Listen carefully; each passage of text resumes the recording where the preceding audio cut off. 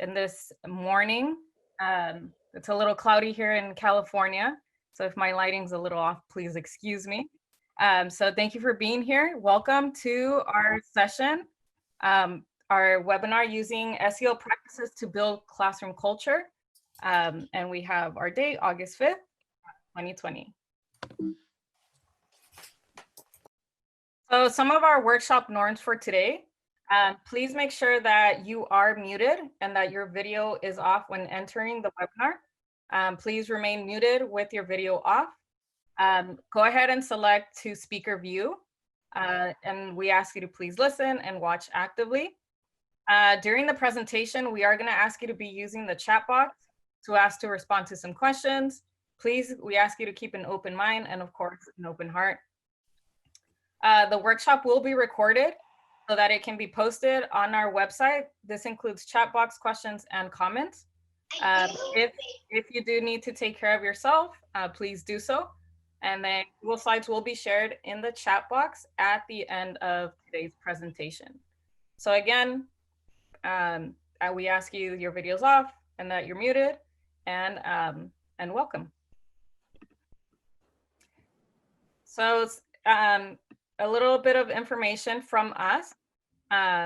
So we are representing the Berkeley World Language Project. In front, you see our website, our Facebook, and our Twitter. My name's Ana Rosa Chavez. I am a teacher at James Lake High School in San Jose, California. I'm one of the participants of the World Language Project. I'm a Spanish teacher. I teach all levels. All levels, Spanish 1, 2, 3, Heritage, AP, except for literature. And we also have Luz. Yes, and good morning, good day, everyone. And I'm Luz Ramirez. I also teach at James Lake High School.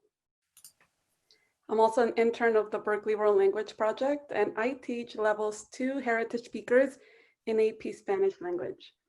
And as you're settling yourself in, we'll give a couple minutes for participants to join in. We'll start exactly at 10:05 and we'll go from there. So take a few minutes to make yourself comfortable and make yourself ready to enjoy your presentation today. As we continue to wait, we'll have our outcomes. So these are our outcomes by the end of today's presentation. Number 1, I can explain the importance of SEL in my classroom. Number 2, I can identify what SEL practices I already use in my classroom and adapt them to a virtual learning environment. And number 3, I can be intentional in the use of specific SEL practices in my classroom. So again, as we have about 2 minutes before we continue on with our presentation, please be thinking of the practices that, or some of the activities you already do in your classroom. If you've heard of the word SEL, so social emotional learning, what does it mean to you? Or if you have not, and this is your first time seeing it, what do you think it means? And we'll go ahead and move forward in about 1 minute, just so that we continue to let our participants in. And again, welcome to our webinar for today.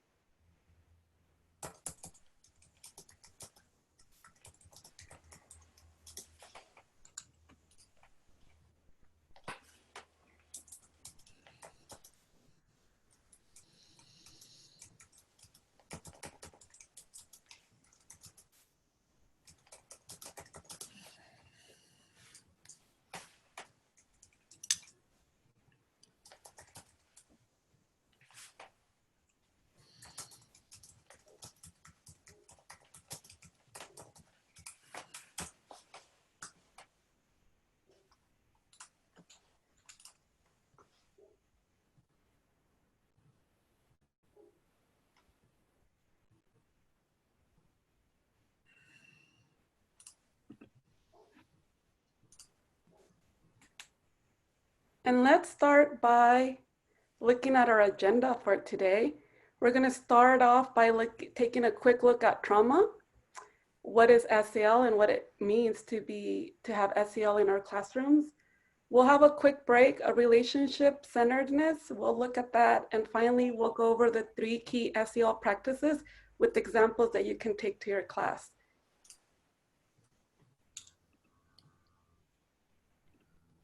Okay, so for our first activity, we're gonna ask you to, on your chat, please state your name.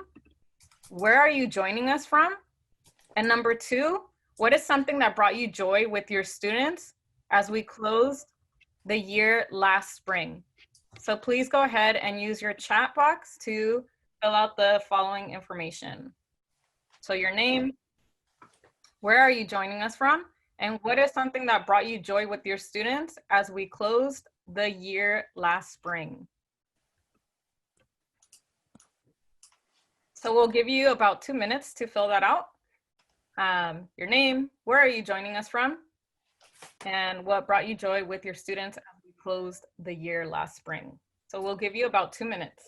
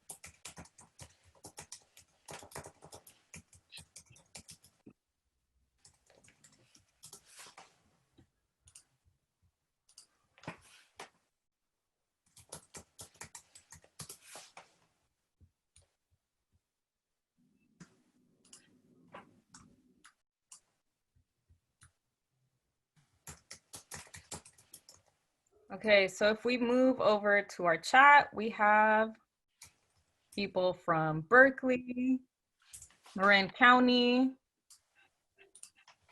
Buenos Dias, Richmond, San Diego, San Jose, Elk Grove, Gilroy, Mountain View, San Francisco, Menlo Park, Napa, yummy, Hayward,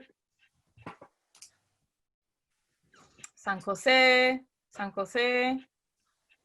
Temecula, Carmel. Awesome. Thank you. Good morning again. Buenos dias. San Francisco, Sacramento, Union City, Oakley, Richmond. Awesome. Something that brought us joy with my students is completing a novel and looking forward to watching the movie when it comes out on Disney Plus. Awesome. Taking our final class picture via Zoom. Receiving messages from students thanking me. From El Cerrito, students sending me videos, slides about what they enjoyed during the school year. So this is something that brought us joy at the end of the school year this last spring. Knowing that teachers did their best to take care of kids brought me joy. Connecting with them virtually and having time to give students individual support. Graduating seniors. Stepping up to help their kids continuing learning from home.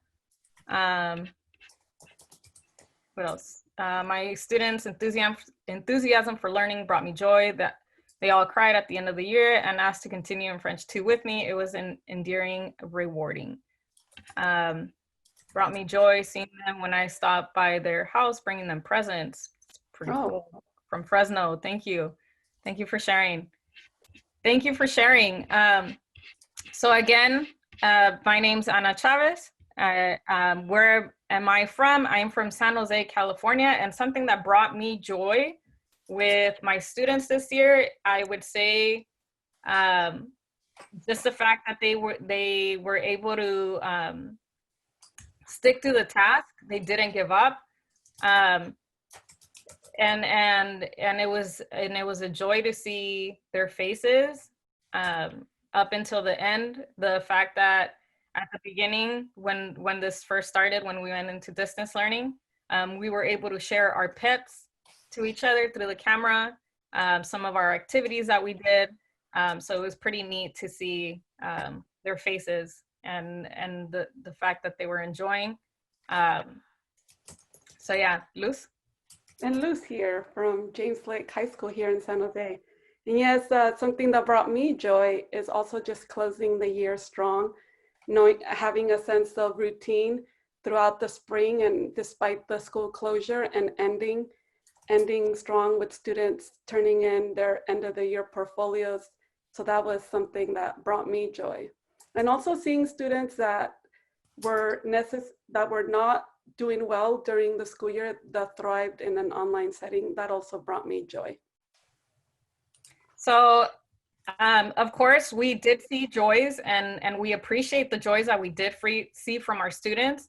But nonetheless, we can't shy away or move away from the issue that we are experiencing, and the fact that there is some type of trauma, and in different ways that we see it.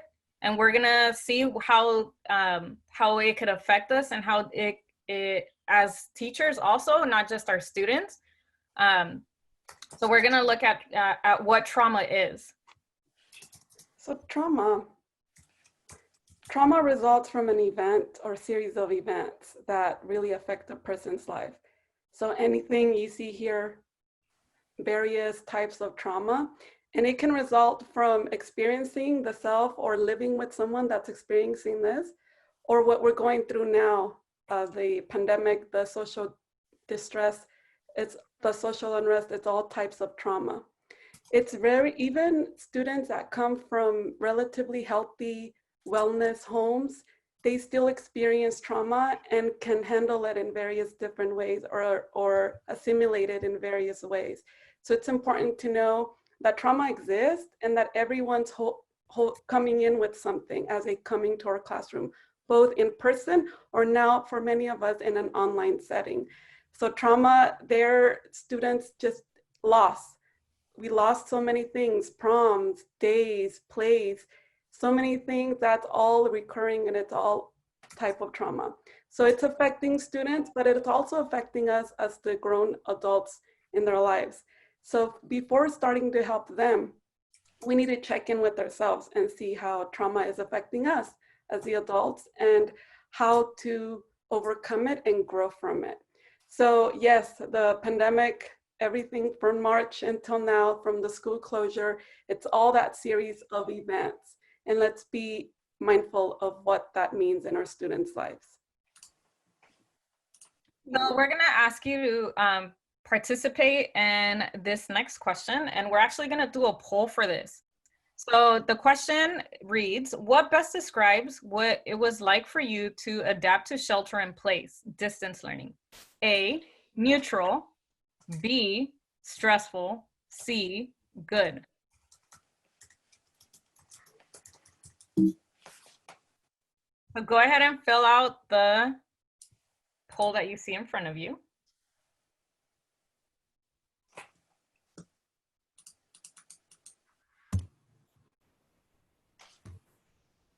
And we can see as we see the responses, if you see the response in front of you, we have about 10% that said neutral, a 77% that said stressful, and a 13% that said good.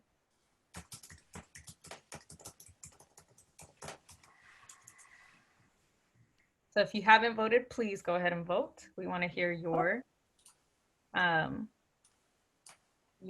voice. So we have here again, an 11% that said neutral, a 75% said stressful, and a 14% that said good. I would like to share my own experience. I would say I felt stressful, and how Luz mentioned right now, it's in a sense a traumatic experience. It was a sense of trauma, especially for us here in California. In San Jose, I want to say the first week that we went into shelter in place, or the distance learning, the first week was, the weather did not help. It was super dark, gloomy. So I feel like that added to that sense of sadness of what's happening, of distress. I don't know, my students. So like Luz mentioned, it is an experience even for us adults. So if we put ourselves in the shoes of our students, when they are also living through different traumas or different problems at home, or so we need to be mindful of ourselves and of course our students. Okay, so now one more activity before we continue on. So in one word, so if you can please either grab your cell phone, or you can do this on your laptop or computer, whatever device you are using. You're gonna go to this www.menti.com and you're gonna use the code 29483, or you can scan the QR code. And in one word, please describe how you feel now heading into the fall semester. So after all these, you know, it's been what, 4 or 5 months? Time has gone by super fast and we are about to start school. Some of you already started school. The meetings that we're going through, and the different webinars that we've been exposed to. What, in one word, how do you feel now heading into the fall semester?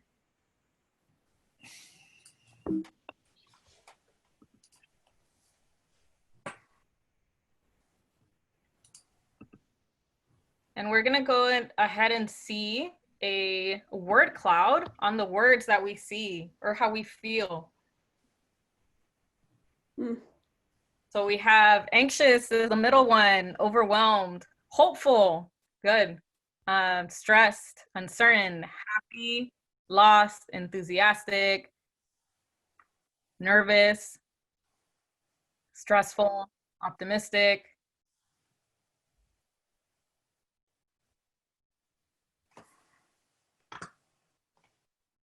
Worried. But we do have happy, so that's good. We have hopeful, yes. And I hope we have a sense of hope by the end of our webinar today. But this goes to tell you that you're not alone. We are not alone. We are all on the same page. We are all feeling anxious. We are all feeling stressed. But nonetheless, we should keep hope in this upcoming fall semester. So we're gonna continue. So we're gonna continue with our presentation.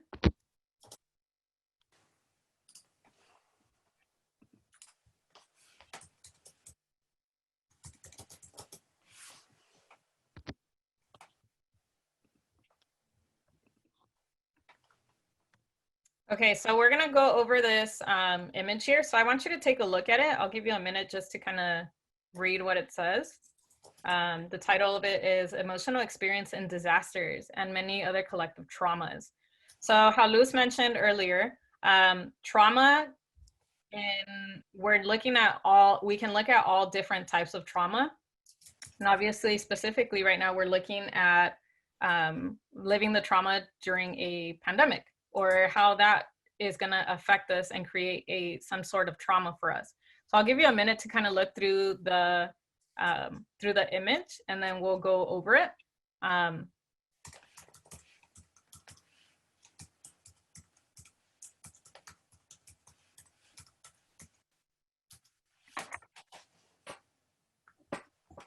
So we have here at the beginning, so we have the warning, the pre-disaster, the impact, the heroic, the honeymoon,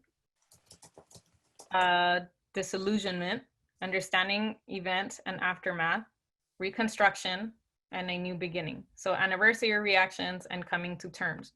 So it almost makes you feel that you're in a relationship with your trauma. So you have the warning, the pre-disaster, what can happen, especially for us, the overthinkers.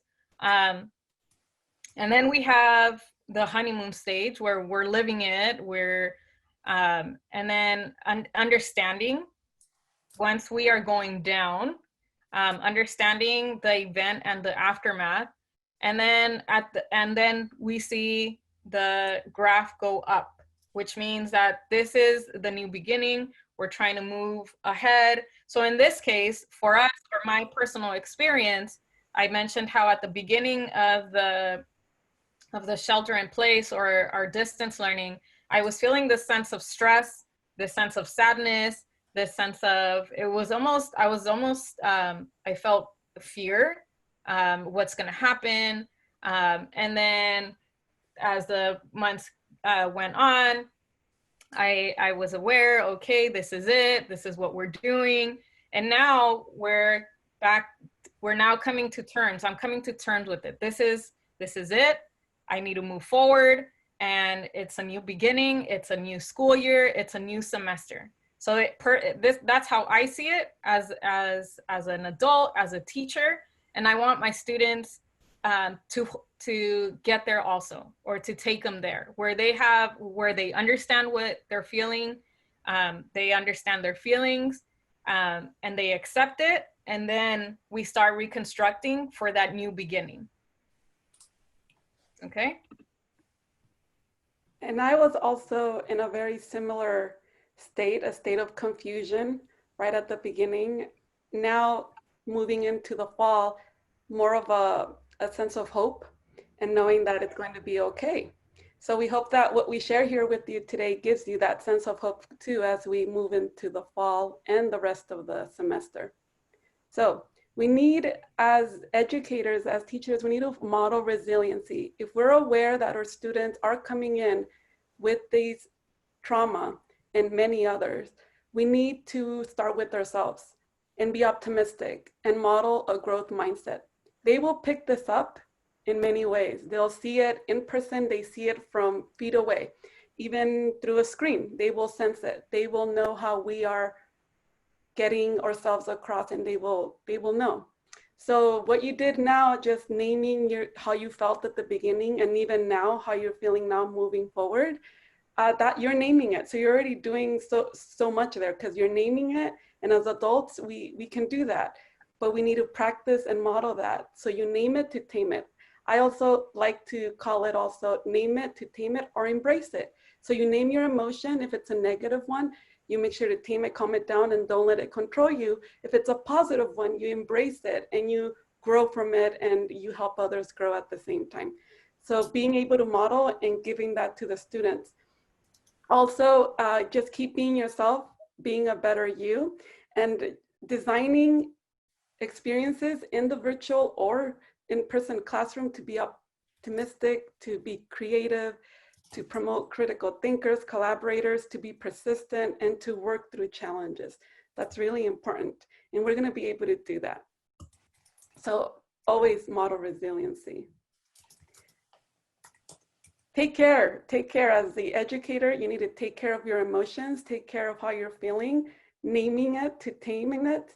Here, this visual really shares what mode you want to choose. Do you want to choose you want to be in a fight, right? Confusing mode, fight, flight, or freeze mode, scared, right? Fighting, angry, just wanting to get out the world, or you want to be more in a rest and digest mode. And no, this doesn't mean we're going to be lounging from our bed and just resting. No, it means that you are in a mode where you're digesting, you're resting, and learning becomes more effective and working too.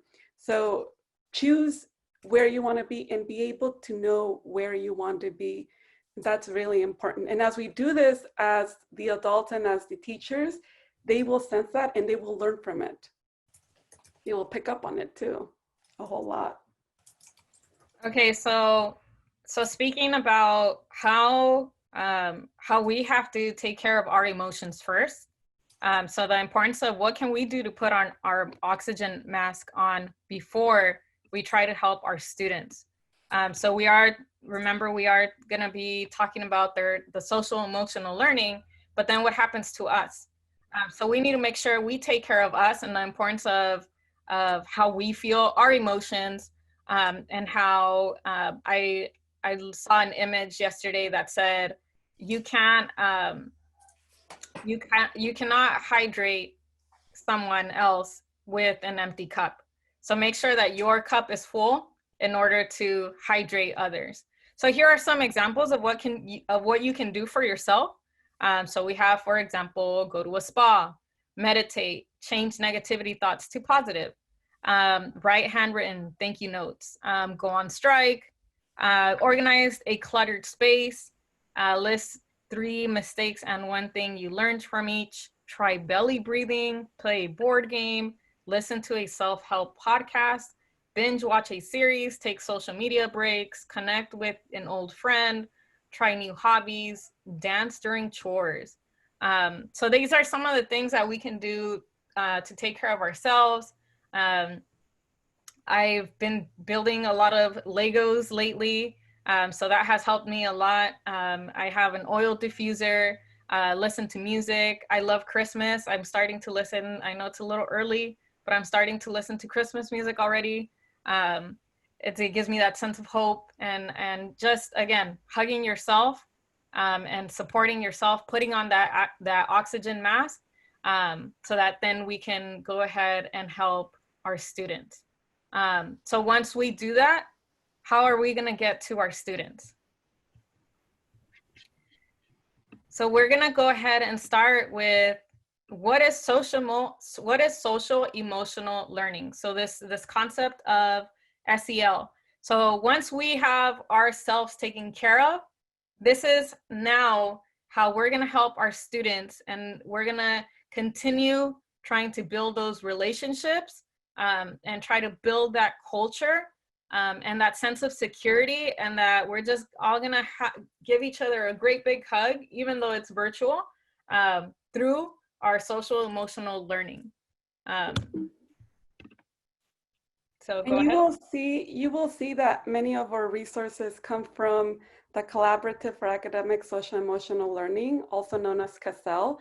So most of our resources will come from here.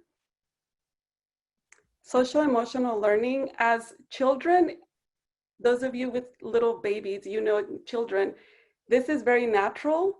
From when they're little, we start teaching them things such as be nice, be kind, use your words, just to let them become socially and emotionally aware of who they are and how they function with others and how they socialize.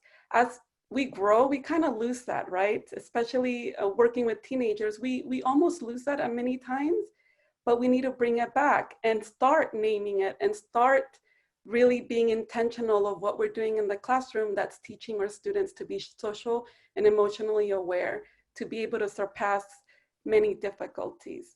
So the definition is this, right? Not just children, but adults, just the knowledge and attitudes and the skills to be able to know themselves, to be self-aware, to be able to manage, self-manage, so yourself first, and then to be socially aware, establish relationships, and be with others, be able to contribute to others, and essentially leading you to be a responsible decision maker, ethical decision maker. So that's the process. That's what it is. Yourself, with others, and to the rest of the world, to the rest of your community, locally or even globally too. So that's huge.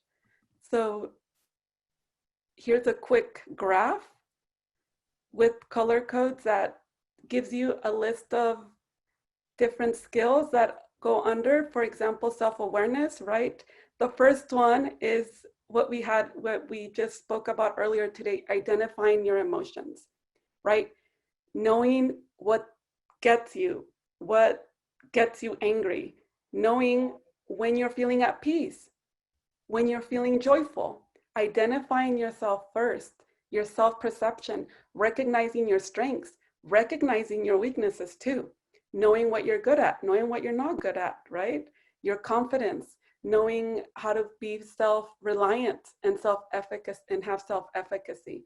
Also to manage your impulses, right? With the picture I showed you earlier, knowing what mode you want to be and knowing to choose the rest and digest mode. Stress management, discipline, goal setting, being organized, all of these the self, and also being aware of others, right? Relationship skills, empathy, right? Respect, trust, all of these skills that are needed to be able to function in relationships, communication, growth mindset, right? And to be able to do responsible decisions. There is a need, it takes everyone. It doesn't just happen in one room. Also, SEL is not just a program. Okay, so it's not like, okay, right now it's our SEL time of the day. No, it's embedded in everything we do throughout the day, throughout our lessons. And the hope is, as we're teaching our students this, that they take it into their homes, into their lives. And us as adults too, as we're modeling it, we're also internalizing it. And this is who we are. And this is how we take this in everything we do, at school, at our homes, everywhere. So this is the cool graph. I like this visual to exemplify it, right? So the 5 SEL competencies illustrated. So you start with yourself, hugging, knowing yourself, loving who you are, knowing you, so that you can relate and be able to function and relate to others. And in so doing, contributing your uniqueness, your gifts, your talents, and sharing them with the world. I'm sure your principal will show. I like to think of this really cool analogy of the palm tree, right? As they're being resilient and knowing themselves, the palm tree during a storm, right? You can see that you have the roots, the strong roots, the trunk, the fronds, the fruits. And during the storm, you see the palm tree just swerving back and forth, swerving, and you almost see it losing itself, but it's there. The palm tree stays there, and it almost looks like an elastic, and it comes back, right? It may lose a frond here or there, a fruit might go, but it just comes back and it continues growing and it continues standing strong. And that's an analogy for how these SEL competencies come together and exemplify us, right? That during hardships, we move, but we always come back to center into who we are. A better me, remember? So here they are, the 5 SEL, if we can. So if we look at the welcoming that we did this morning, and so when we asked you for your name, where you're coming from, and we see the 5 SEL competencies. So we have self-awareness, social awareness, responsible decision-making, self-management, and relationship skills. Just how Luz explained it, that it is all together. So if you think about these activities that we have been doing, where do you think they would go under? What category? Is it self-awareness, social awareness, responsible decision-making, self-management, and relationship skills? So if you can please type it up on the chat, we'll give you a minute. So the welcoming that we did, and if the poll, so if you can please put on the chat, what category do you think it lands on? Yeah. So the welcome and the asking you to name your emotion. So what competency are you addressing by doing these 2 tasks?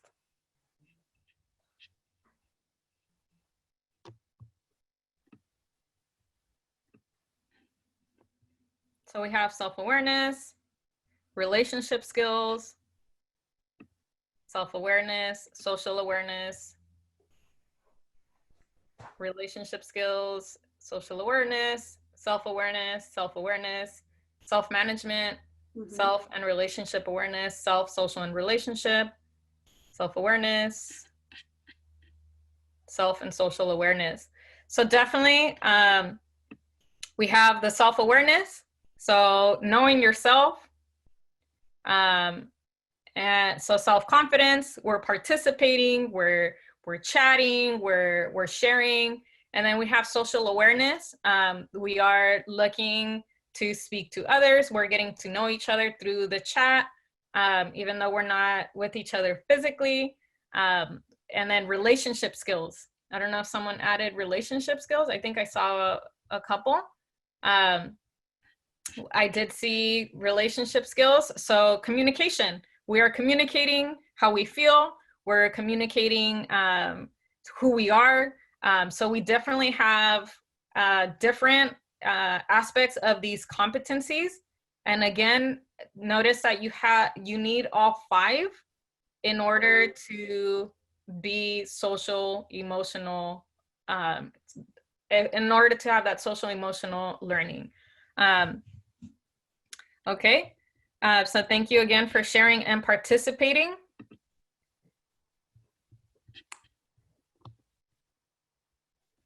So we are now going to see the most important SEL strategy. So we mentioned at the beginning the importance of building relationships, the importance of being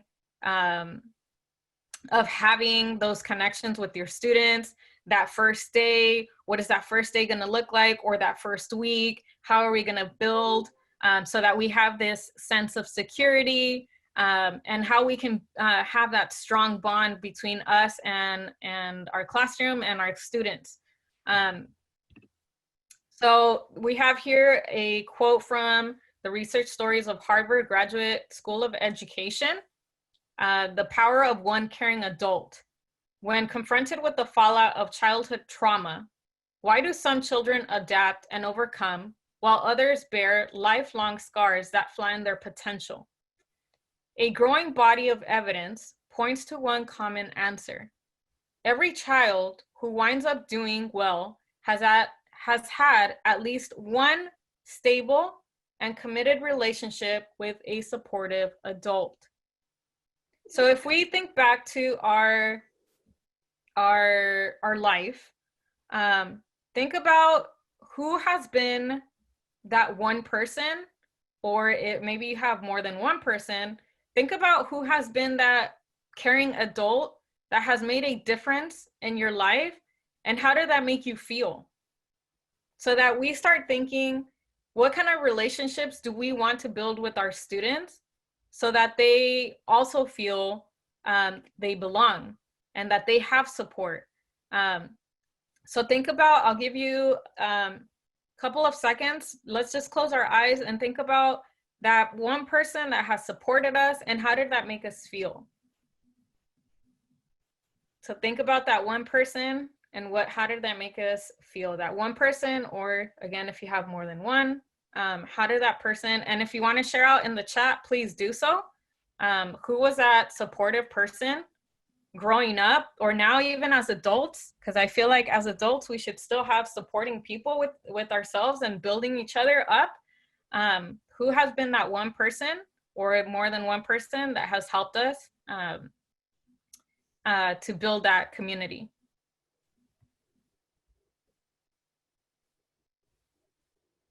Okay.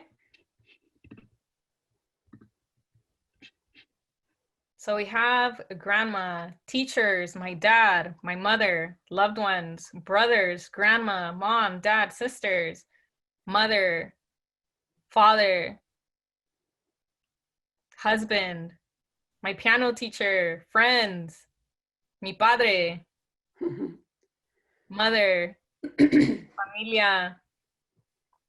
Of course. So I love seeing this. I love seeing that we know who is that person in our life that continues to be that caring person or that caring adult. Spanish teacher, an inspiration to be a Spanish teacher. Neighbors, parents, mentors. Thank you. Thank you again for sharing.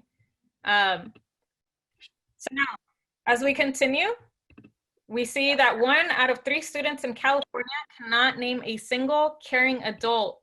And this comes from the Californians for Justice. We're gonna go ahead and look at a video. So let me, okay, so we're gonna go ahead and look at our video and try to catch something that, that catches your eye, or that gives you that aha. And we're gonna ask you to also type it up on the chat. And how does this video connect to you? So we're gonna go ahead and watch the video. Yes, Luz? Oh, I'm looking at the next quote. Oh, sorry, yes. Yeah. We know this, right? No one cares how much you know until they know how much you care. And as you're watching the video, also be mindful of how you're feeling, right? Maybe reminiscing reminiscing memories over times in the classroom, but knowing that we can now also bring this into an online setting. So be aware of that. So let's watch this. This is a video from Ethiopia. You had so much to offer yesterday. You okay? I'm tired. So what's going on? Strong relationships are central to the learning process.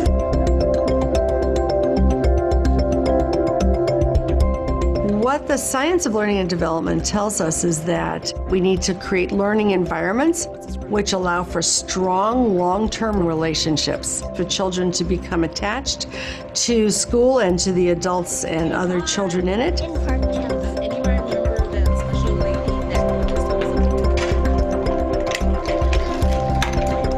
When children have experiences of closeness and consistency and trust, oxytocin is released. Oxytocin has many, many positive effects on the development of the brain. So when we think about a relationship, we're not just talking about being nice to a child. We're talking about a child having an experience of attunement and trust strong enough to release the hormone oxytocin. Good morning, Ariella. How you doing today? The purpose of the morning greeting is to connect with them and to just make sure that I'm seeing them as humans. Like, I'm making that relationship with them, making that bond. I prioritize relationship building because getting to know them is the best part of the job. When I come in the morning, we usually talk about things that are happening in our community. We're trying to build caring and respect. The teacher is trying to understand who I am and my values as a person. When I have a free 45 minutes or an hour, I think to myself, I could sit down and catch up on grading, or I could go and make connections, whether it's a smile or a joke or a reminder. It validates their presence in the building. Rock it out in the art room. It starts from so much honesty and transparency with kids. It's really easy to strive to be this like idealized, always ready to go elementary school teacher, and that's not real and that's not human. When people start talking about other things while I'm still giving directions, it feels frustrating for me and I have to take a breath. My students connect most with me when they see that I also struggle and I also have challenges. It takes a lot of vulnerability on my part. Total familiarity. When that student knows that you care about them, when they know that you're a human, let's think about that. Their academic performance in your class is going to be better. If I'm comfortable around them, then I'm more confident around them, and it's easier to ask questions and things like that. So when you're looking at this graph, what is it that you think happened? Some teachers I don't always get along with the best, so then sometimes I'm like, I can't do it, so I'm just not gonna do it. But when I like the teacher, I want to do their work. I'll be like, I can learn this. You all have done outstanding work. Emotion and learning are completely connected. If you're in a positive emotional space, if you feel good about yourself, your teacher, that actually opens up the opportunity for more learning. Good to see.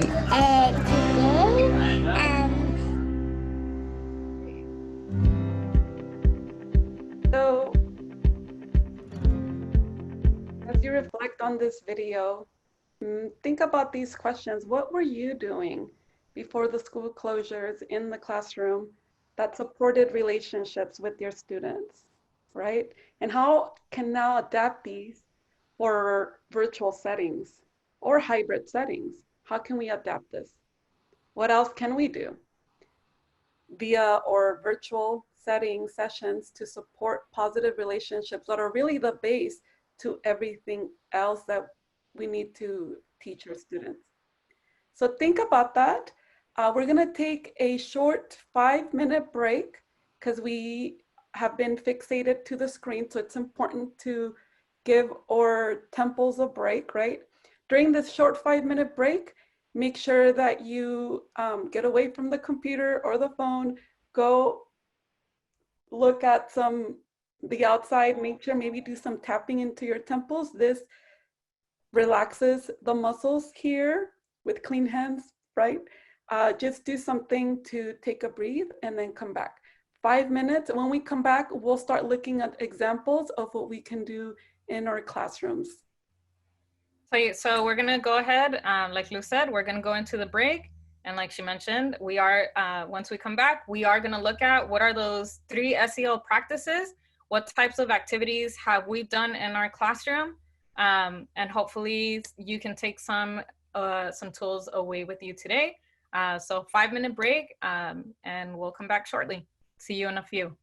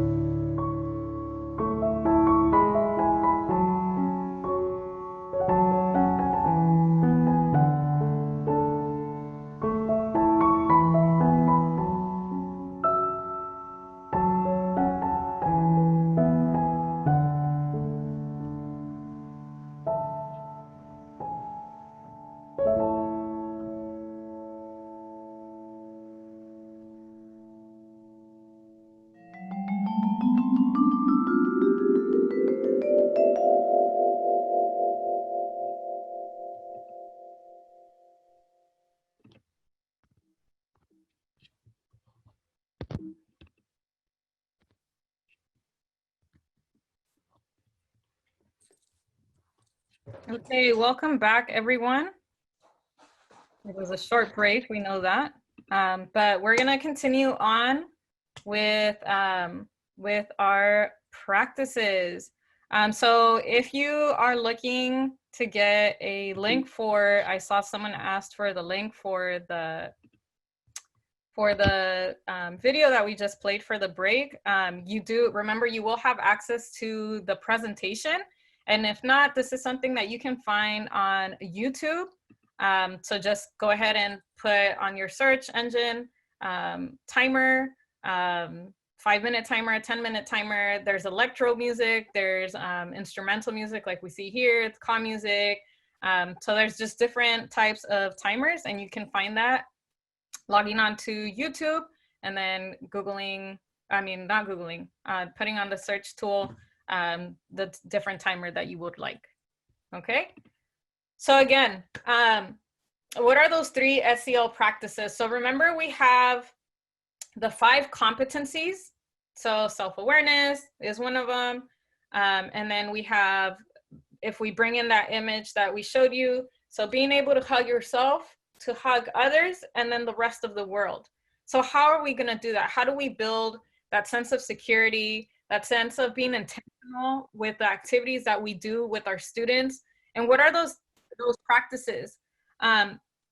So we're gonna start off with what are the Cassell's 3 signature key SEL practices. So we have number 1 is our welcoming ritual. So how are we gonna start our class? How are we gonna begin our day? How are we gonna begin our week? So we have our welcoming rituals, and these are usually the activities that you do at the beginning of your session, of the beginning of your classroom. Then we have what's called engaging practices. And this is more to build relationships among your students or your class. And then of course we have brain breaks. And then we have the 3rd one, which is optimistic closure. And this is usually at the end of your class. And this helps for reflection. So it's your closing time of the day. So again, these are the 3 SEL signatures or the SEL 3 practices that are going to help you build and establish the competencies. Okay, so we're going to continue. So again, examples of what a welcoming ritual is. So something like a welcome message, a check-in, and then we have engaging practices. You can, examples of that is a pair share, a whip around. So we give you the example of name it to tame it, a reflection time, think time, video clip, share out via chat box. So just how we're doing here in today's webinar, that we're having you chat along and you're seeing each other's responses and you're responding to each other. That's an engaging practice. The welcoming ritual, remember we asked you to state your name, where you're coming from. So that's also a welcoming ritual. And then optimistic closure, we have an exit ticket for today. And that's going to be our example. And then we'll show you more examples as we move along. Okay. So here's an example of our class schedule at our school here, right? So you can see that in a given day, our students will be in a virtual setting pretty much a big chunk of their day, right? They'll be starting with 1.5-hour sessions. As you can see here, the periods, the first, second, third, and fifth period. So we need to make sure that the activities that we are providing our students allow for social emotional learning. Given that, students with trauma need that safety to know what's going to happen.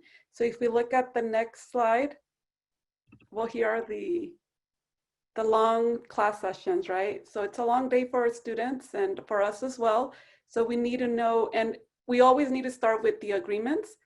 So for those of us returning to the class, our first day will we suggest very likely to include setting those agreements. So for the younger kids, or agreements of trust or norms. So for the younger students, the freshmen, for example, as they're coming into the virtual class, remember, it's the first day of school. And let's remember, or those butterflies, those when we get nervous the night before or first day of school, let's bring that back and use it to our advantage, right? So asking our students to come in, to let their mics be on, to let their cameras be on, to allow them to just come in, just like we do in a personal setting, in an in-person setting.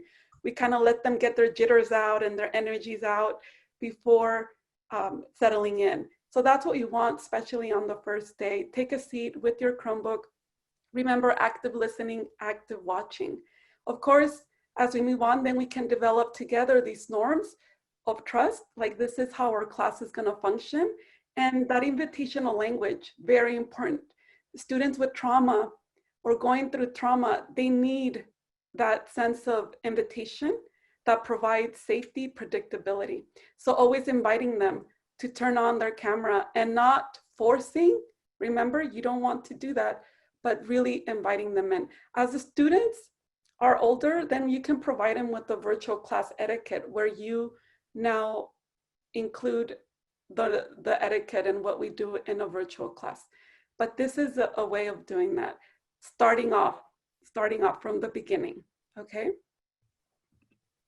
So now, again, so we're gonna start off by with our welcoming rituals. So once we establish our norms and what we're gonna be about in our classroom, we have to be creative, and we have to be, and remember that they will not have access to us through a computer screen. We're now gonna have access to them through a computer screen, but that does not mean that relationships are over, that we can no longer be intentional. If anything, this is our time to be creative.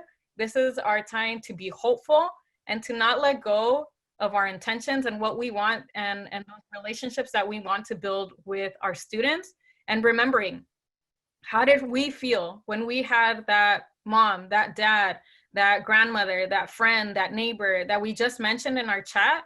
And how did that make us feel? And how can we send that also to our students? How can we send that message through our students, even if it's through a screen?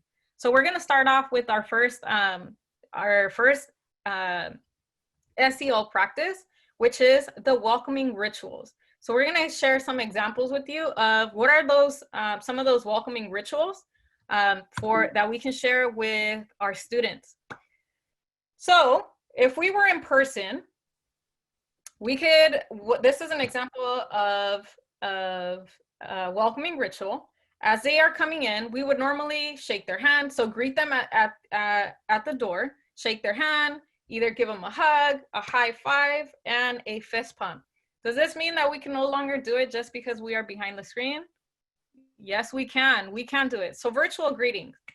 We can say, hola, buenos días, chicos. Hoy vamos a comenzar nuestra clase y vamos a saludarnos. So we're gonna welcome each other. So ahora, en su pantalla, so in your screen, we're gonna do the following. We're gonna go ahead and, so let's all turn on our cameras for this, for this part. So if you're allowed to turn on your camera, please turn on your camera, because we wanna see everyone's beautiful face this morning.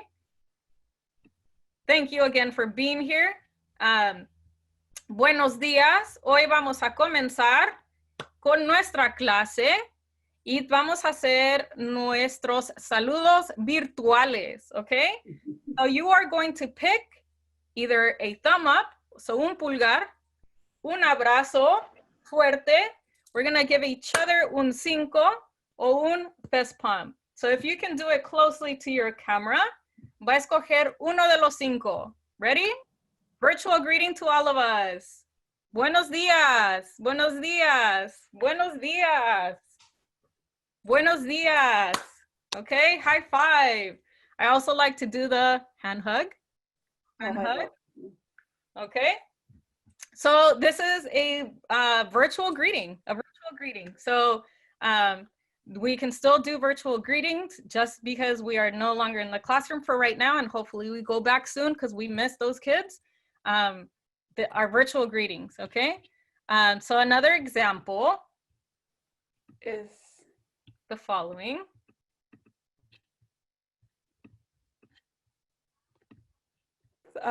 Again, students with trauma need rituals. They need ritual, they need to see predictability. So a check-in every day as they're coming into your setting, you can, in person, I would have this, you can have this, for example, in the projector or on the screen. So try doing a check-in and asking them how they're feeling. How's their energy? How's their pleasantness?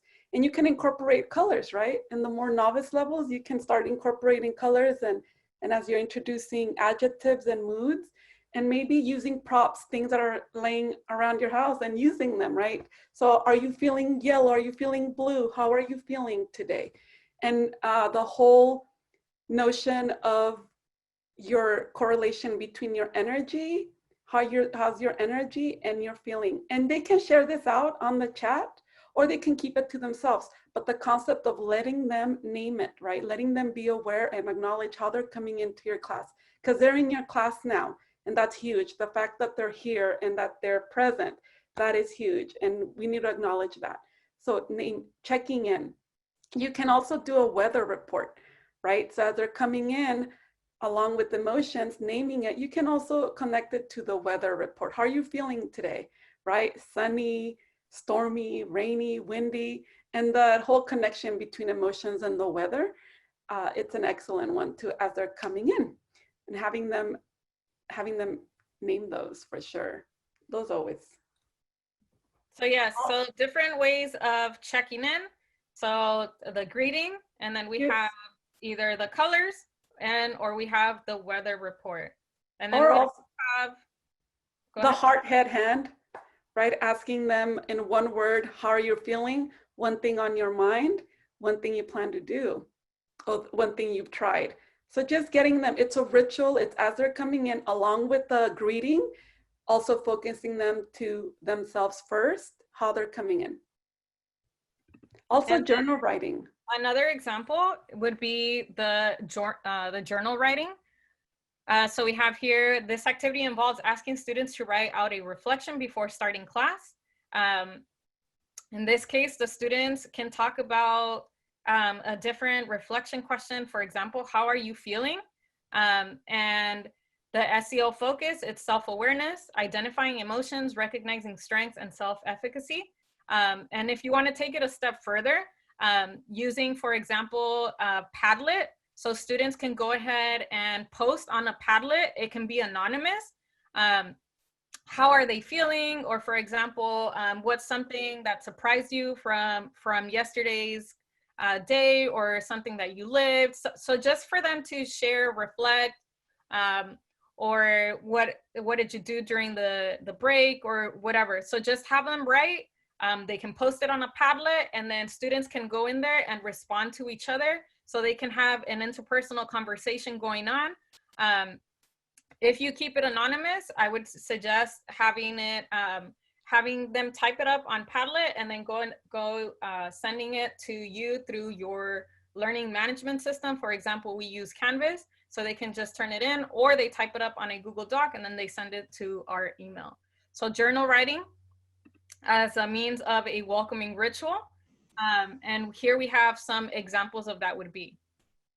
Yeah, you can also include with the journal writing, be intentional of having them think about their thinking and how they're feeling. You can also consider looking into prompts that come in mindful card decks for teens. You can find these online.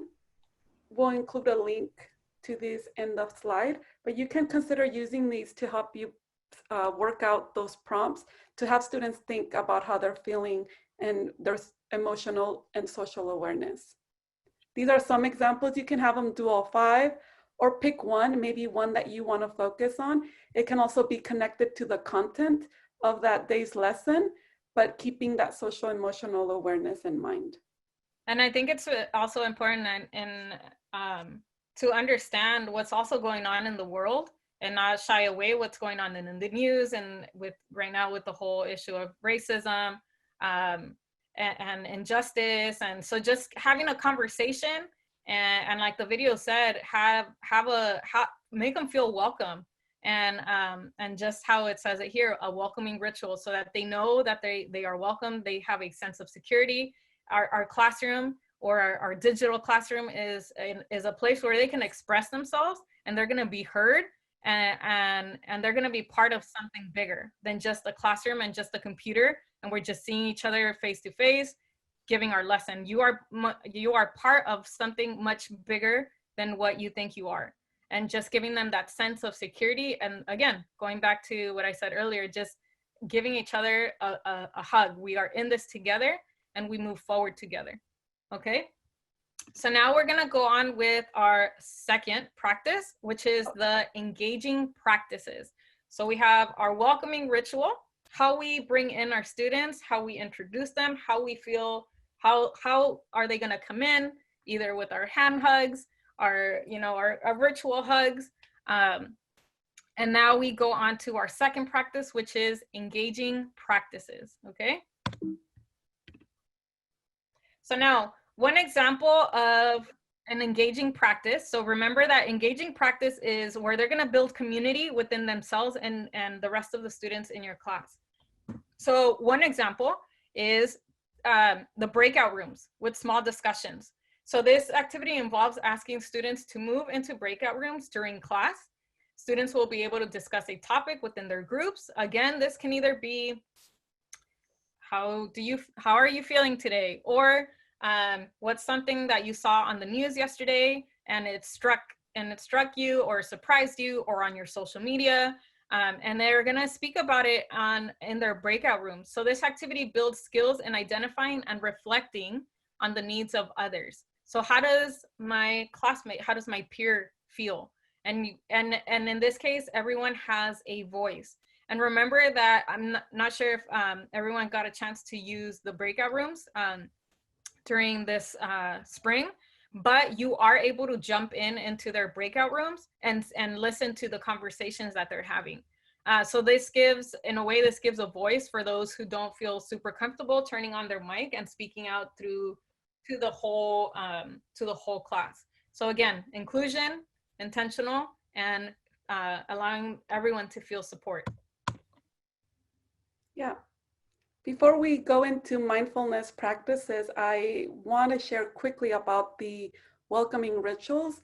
One thing you can also include in welcoming rituals or pay attention is to your colors of your slides that you're going to use.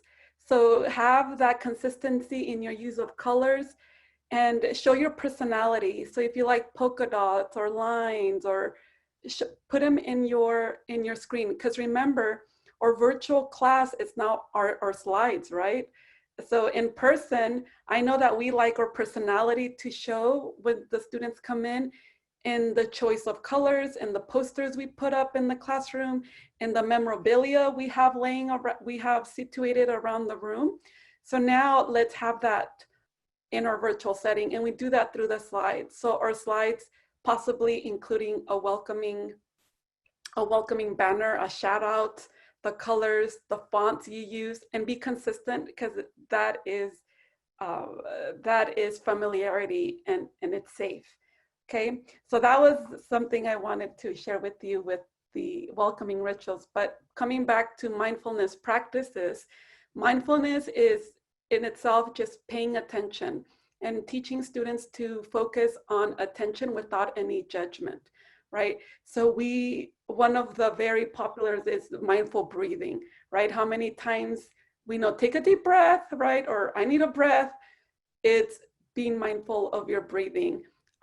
You can consider using mindful breathing, but also be aware that students with trauma are many times being situated and just focusing on my breathing or focusing can get a little uncomfortable at first, but you can lead them to it, right? So you can consider doing vocab with novice levels and have them focus on the cycle of the breath, right? So you can review body parts, right? The nose, the neck, the throat, the chest, the tummy, right?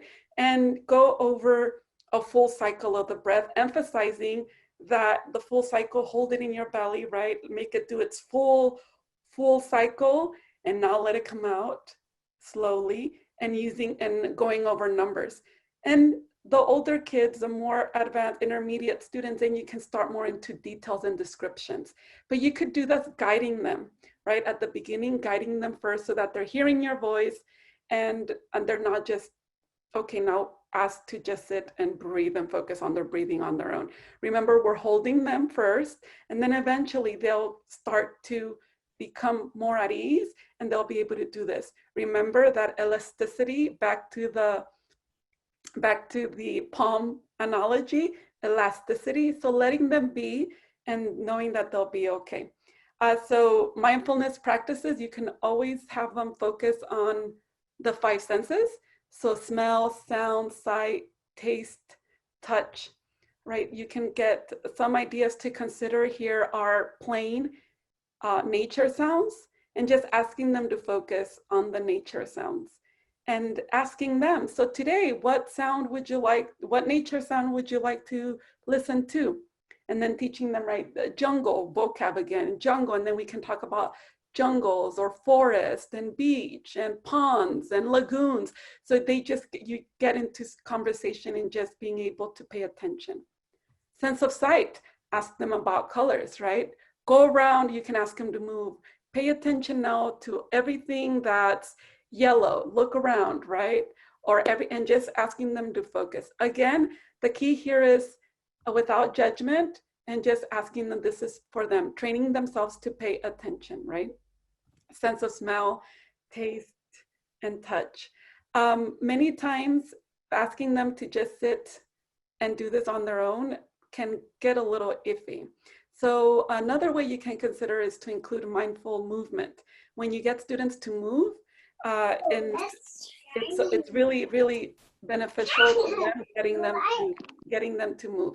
So at this point, we're going to do this. We're going to practice this ourselves. So I'm going to ask you to get up. So take a step away from your screen. I invite you to do this with me, just here as we are. So we'll start with a simple trunk twist. Again, if your camera's off, I will tell you, I trust that you're doing this. I trust that you're going to do this to take care of yourself, to include some movement. Again, as much or as little as you want, but make sure that you're moving. So we're going to start with trunk twist, or trunk, and we'll start with the right hand swerving to the left, to the right, and just imagine you are a tree, or imagine you're a palm tree, any type of tree, and just swerve left to right, as much or as little as you want. You can consider maybe putting some breath in your movements. And if you want, and only if you feel ready to, you can even put some movement into your arms. Maybe just letting them hang, maybe letting them move up in the air, come back. Just move your arms, let them move. And as you're moving them, don't forget to put in some breathing. I invite you now to come back to your trunk, and now keep doing some trunk twists. Maybe, and only maybe, if you want, you can also put your vision or twist all the way to the back so that you fixate your vision, making sure that you're feeling okay. If you start feeling dizzy, just slow down and it's okay. You come back to center. Okay, we can try now. Many times when we spend too much time in front of a computer or in a fixated position or with our phones, we kind of lose our posture. So we want to make sure that we give some care to our shoulders. So let's do some shoulder movements. So back straight, and we'll do some shoulder movements. We can do up and down. I like to call them, we can do up, down, back, forward, or circles. Another idea you can include is doing yes, no's, or maybes. So yes, right, no's, and maybes, shoulders up.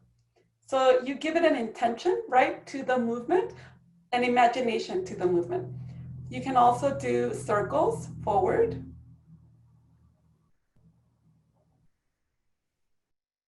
and back. 1, 2, 3. Yay. You can also do back, forward, slide, side to side. 2, 3, 4, 5, 6. And now we've taken care of our shoulders. Okay. I really like mindful movement. Students really like it as well. They respond very well to mindful movement. So that is a little bit of including movement. It can be a break. It could be together. And it's also just building trust in the class, because you want them to participate and you want them to know that we're all doing this. And it's important that you take care of yourself and you move. Okay, so mindful movement included. Yes, I included, if you go back, and there you go. The Niroga Institute, they're a wonderful center for mindful stress resilience. Check them out, so much good stuff there about mindfulness and trauma informed. So aside from the mindful movement, so remember that this is part of the engaging practices. So either you have breakout rooms. I know they mentioned that some of you guys are using Google. And I saw that in the chat that Google will eventually have some type of breakout room, or they do have some type of way that you can do it. Or this is another way. So mindful movement, remember engaging practices. It's either talking with your peers, mindful movement, brain break. So in this case, the mindful, so moving, getting up, walking around, or maybe telling your students, okay, we're gonna break for 5 minutes or 2 to 3 minutes. Go ahead and go do this, and then when we come back, we're gonna share out what we did. Or maybe playing a song so that they can do some type of, just put your head down. We're gonna listen to some music. So just giving them that brain break, especially if we're gonna be sitting down, depending on how your schedule is gonna work for this upcoming school year, or if you already started. Remember to give your students that break, and remember to think of yourself also. How would you feel if you're sitting here for a very long time? So don't forget to take care of yourself and take care of our students. So in order to take care of them, we take care of ourselves. So that mindful movement. Okay, so another example of an engaging practice is the multiple intelligence partners. Students, the overview, students identify their multiple intelligence. Multiple intelligence partners is a quick and easy way to create your breakout rooms. So these groups can be grouped by their intelligence or mixed. With these types of interactions, the teacher is now fostering the individual's relationship skills with different peers and supporting each other's growth. So one example of the way that you can do this is this mind mirror that we could call it a mind mirror. And they have the silhouette of a face. And the purpose of this is for the students to draw out images or words that represent that multiple intelligence. So down here, they would write in the target language, my predominant intelligence is, so mi inteligencia predominante es y por qué. So why do they pick that multiple intelligence? Also, they may find themselves leaning towards another multiple intelligence. I identify with this one, but I also have some of this, or I also like this one. So giving them that opportunity to pick that second multiple intelligence that they can connect with. So my second intelligence I connect with is and because. And this, I know, again, we're doing virtual, so they can draw it out on a piece of paper, take a picture of it and send it to you, or they can download the the worksheet onto their laptop, and they can add images from Google that represent their multiple intelligence, and allow them to have multiple ways of turning it in or doing it, and to be creative with it. Okay. So yes.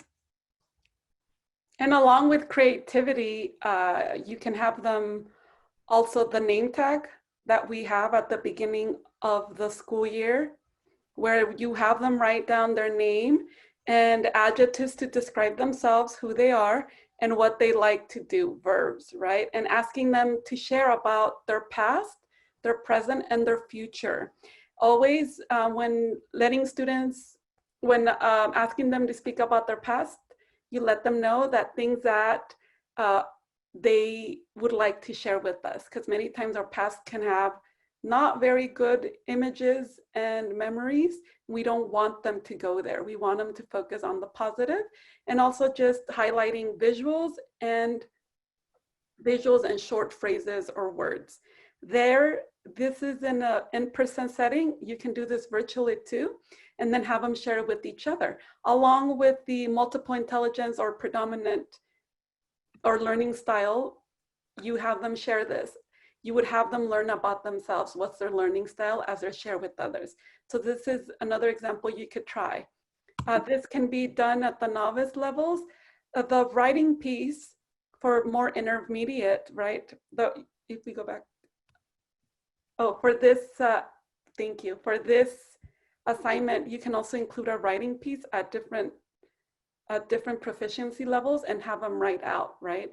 Words or long paragraphs, and more advanced levels. They can really go in depth with this. So it could be the visual part with also the written part.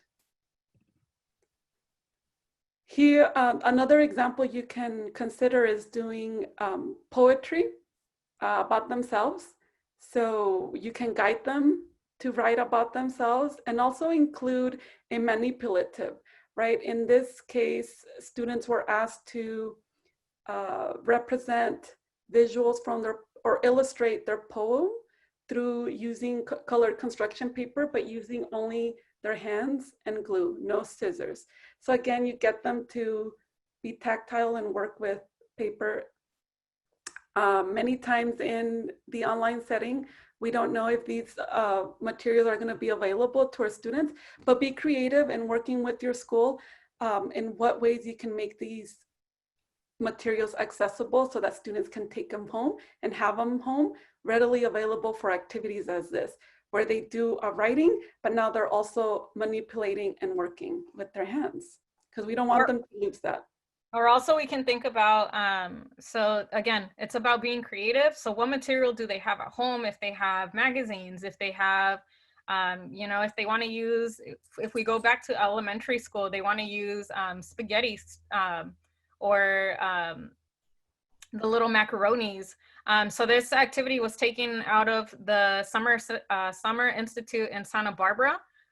So as part of the CLTA. So ¿Quién soy yo? Who am I? So it's a poem where they connect with who they are, their house, their family, their celebrations, or who represents them. And again, the illustration that goes along, which is the construction paper cutouts, and how Luz mentioned, if you have the ability to go and share out these materials with your students, you can. Or again, it's about being creative and allowing them to use things that they already have at home.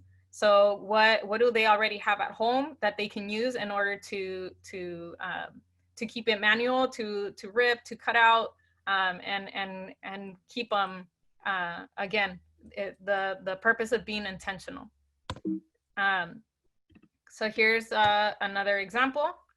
So ¿quién soy yo? Yo soy de aburrido, del baño y la televisión. Yo soy de mi perro, velas. Soy de rosas que crecen en mi casa. So I am of bored, of the restroom and television. So they had to think of visuals that they in their house. So this connects to their visuals, their sense of taste, their sense of smell. I am from the roses that grow in my house, that they remind me of my garden.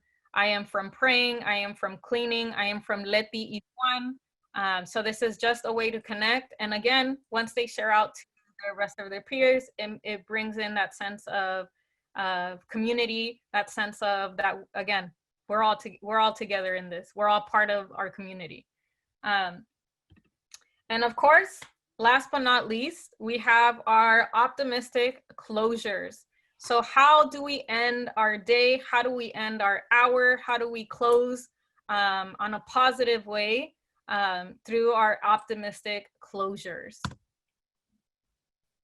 So we have what we see here as a next step. So for example, if you are working on a project, if you are working on, or just in general, your lesson for that day. So the purpose of next steps is so that students reflect on the lesson project's objective and make a commitment to taking immediate action by making a list. Encourage students to break down the steps they need to take. So self-awareness, self-efficacy, and self-management, self-discipline, goal setting. So what are our next steps? What are our next steps for this project? What are our next steps for this activity? So that purpose, there's a purpose to what we did today, and making a list of actions of what we're gonna do on tomorrow or the next day. Another example is? Yeah, you can also use an exit ticket. An exit ticket, you can ask them whatever it is that you want to ask them, a specific question.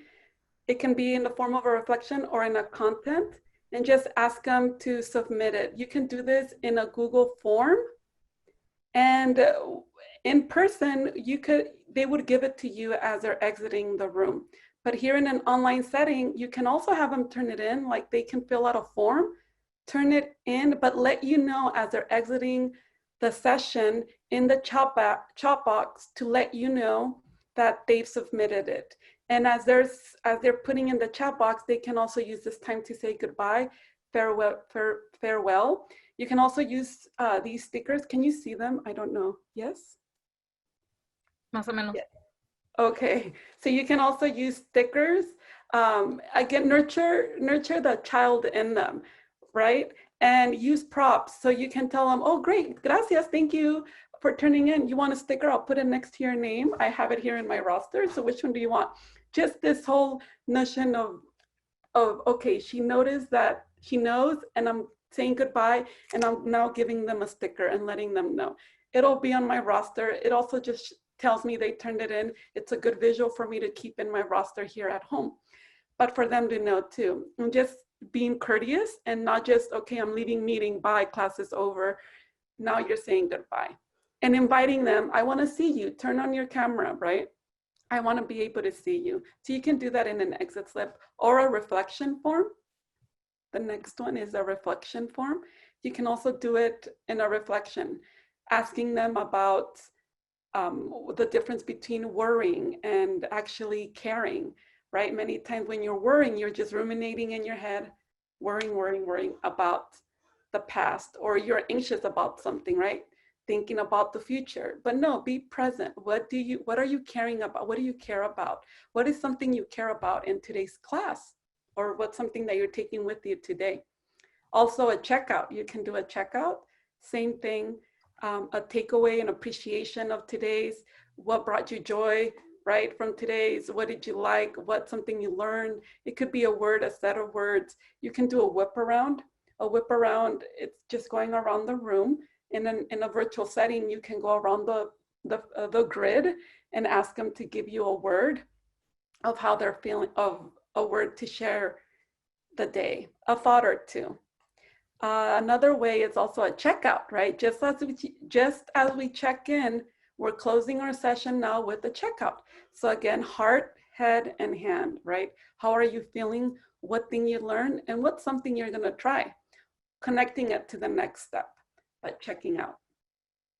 You can be creative in how you have them submit this, whether you can consider then having them write on their journal, sending you a picture, showing it to you, or keeping it where you are going to keep track of the work.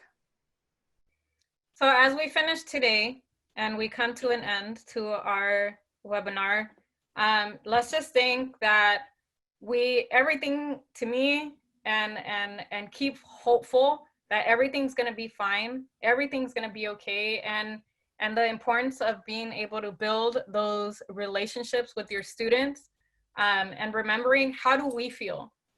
Being intentional of what we're going to do, being intentional of how we feel, and how are we going to send that love and care to our students, the importance of being loved and cared, and spreading that love that our students need. And again, being hopeful, because at the end of the day, everything's going to be okay. We are going to be fine. This school year is going to be fine. And just go in with a positive attitude, and know that just how in our classroom, there's days where the lesson just didn't work out, or this time around, the connection just didn't happen.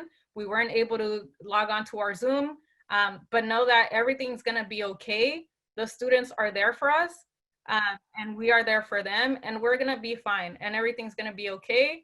And if we continue to foster these relationships through these SEL practices and remember it and be, again, the word is intentional, then we will be fine for this upcoming school year. Yes. Go ahead.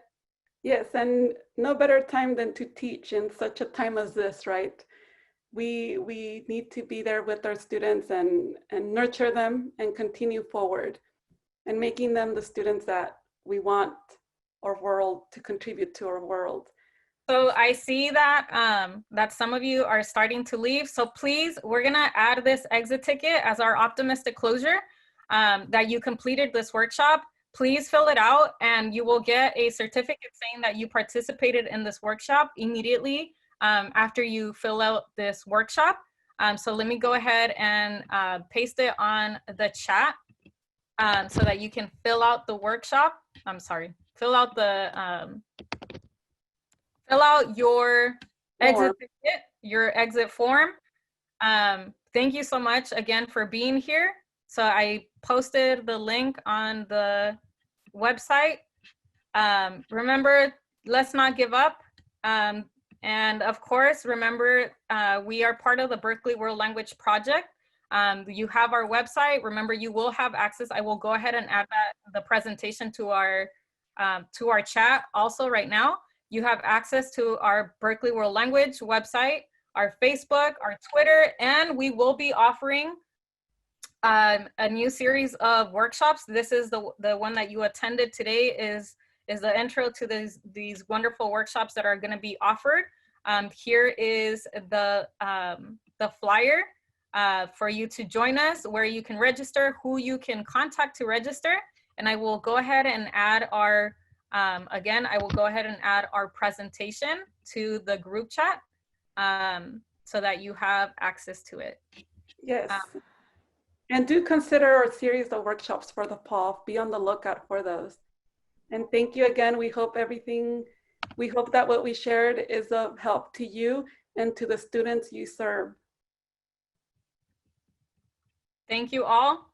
Thank you. And we hope that you have a wonderful day. We'll keep the chat open just in case you didn't catch the links.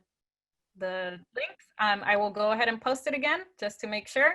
So this one is of our presentation, and then I will go ahead and post the link to the survey one more time. Thank you all.